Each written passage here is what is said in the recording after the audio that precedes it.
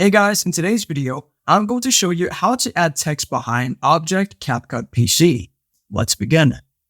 So first thing that you want to do is once you open a CapCut, you're going to find a little clip of, let's say, a person, and then you go to add in a font or text in front of that person. So there, I'm going to add default text.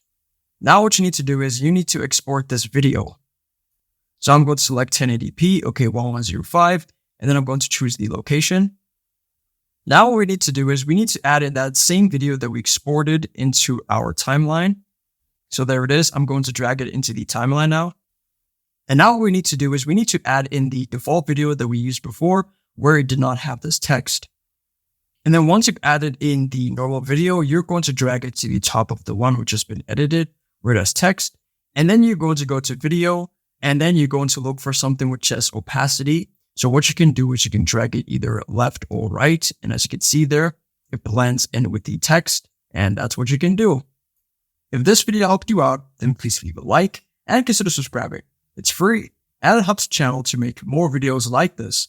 Thanks for watching, and see you in the next one.